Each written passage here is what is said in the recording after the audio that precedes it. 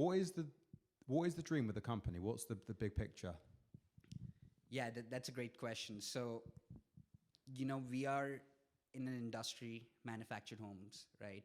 Our customers are customers who live in middle America, who live in rural areas, right? Our customers might spend $120,000 on a home as their nest egg. Average age is like 61 for our customers, 60 as their nest egg. But they have disposable income that they spend on things like boats, RVs, ATVs. It's like real like middle America. When you go there, you'll see a lot of these toys.